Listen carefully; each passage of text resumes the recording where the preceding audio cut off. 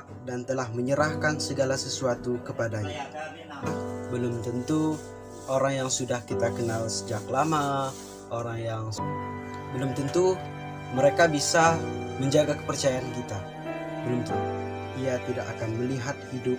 Terkadang kita sangat sulit melakukan kepercayaan. Kita mulai tidak yakin, kita mulai tidak percaya lagi dengan teman-teman yang dikasihi Tuhan.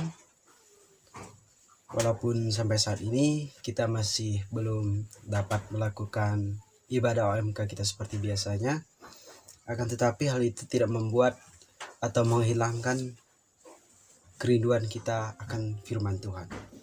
Dan pada kesempatan ini saya dipercayai untuk membawa firman Tuhan, dan boleh kita buka pada Injil Yohanes bab 3 ayat 31 sampai dengan 36. Siapa yang datang dari atas adalah di atas semuanya. Siapa yang berasal dari bumi termasuk pada bumi dan berkata-kata dalam bahasa bumi. Siapa yang datang dari sorga adalah di atas semuanya. Ia memberi kesaksian tentang apa yang dilihatnya dan yang didengarnya, tetapi tak seorang pun yang menerima kesaksiannya itu. Siapa yang menerima kesaksiannya itu, ia mengaku bahwa Allah adalah benar. Sebab siapa yang diutus Allah, dialah yang menyampaikan firman Allah. Karena Allah mengaruniakan rohnya dengan tidak terbatas. Bapa mengasihi anak dan telah menyerahkan segala sesuatu kepadanya. Barang siapa percaya kepada anak, ia beroleh hidup yang kekal. Tetapi barang siapa tidak taat kepada anak, ia tidak akan melihat hidup, melainkan murka Allah tetap ada di atasnya. Demikianlah Injil Tuhan. Teman-teman yang terkasih dalam Tuhan kita Yesus Kristus, di dalam kehidupan sehari-hari kita pasti pernah melihat atau menemukan bagaimana seseorang menaruh kepercayaannya kepada orang lain. Misalnya di dalam sebuah perusahaan, pasti pernah memiliki seseorang yang mereka percayai untuk mengembang dan memajukan perusahaannya tersebut.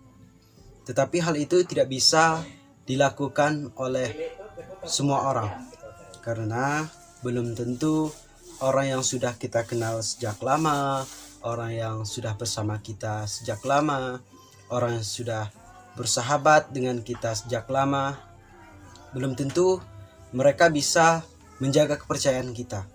Belum tentu juga kita bisa mempercayai mereka dengan sepenuhnya.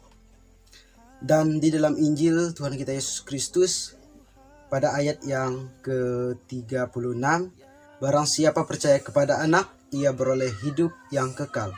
Tapi barang siapa tidak taat kepada anak, ia tidak akan melihat hidup, melainkan murka Allah tetap ada di atasnya. Di dalam Injil ini akan ada satu pertanyaan bagi kita.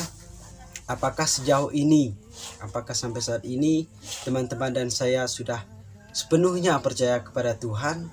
Apakah sepenuhnya kita sudah yakin kepada Tuhan? Atau kita masih merasa ragu akan kebenaran Tuhan? Ini adalah satu pertanyaan yang menjadi bahan perenungan bagi kita. Dan terkadang kita sangat sulit melakukan kepercayaan itu. Karena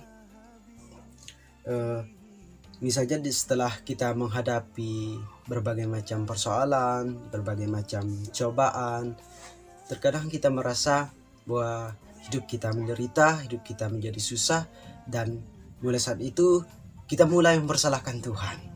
Kita mulai tidak yakin, kita mulai tidak percaya lagi dengan Tuhan karena cobaan itu. Akan tetapi teman-teman, jika kita memiliki rasa percaya yang tulus, rasa percaya yang penuh di dalam hati kita, kita akan berpikir bahwa akan ada sebuah berkat dan rencana Tuhan yang akan indah setelah itu. Dan kepercayaan ini adalah satu hal atau sesuatu yang sangat berharga dan bernilai di dalam kehidupan kita. Kepercayaan ini tidak dapat dibeli dengan uang, tidak dapat ditukar apapun dengan barang. Dan dengan kesempatan ini, teman-teman yang terkasih, saya mengajak kita semua untuk memperbesarkan rasa percaya di dalam diri kita, di dalam kehidupan kita, karena kepercayaan ini sangat penting sekali di dalam kehidupan kita. Misalnya di dalam sebuah hubungan, misalnya di dalam hubungan persahabatan teman-teman, di dalam hubungan percintaan teman-teman dengan pasangannya, di dalam satu komunitas, di dalam hubungan kekeluargaan teman-teman. Dan hal ini sangat penting sekali kita lakukan, sangat penting sekali di dalam hidup kita. Dan semoga dengan renungan dan firman Tuhan pada hari ini dapat menguatkan iman dan kepercayaan kita, dapat menjadi sumber kekuatan, dan sehingga kita boleh selalu hidup di dalam kuasa dan kebenaran Tuhan. Kemuliaan kepada Bapa dan Putra dan Roh Kudus, seperti pada permulaan, sekarang, selalu, dan sepanjang segala abad. Selidiki aku, lihat hatiku.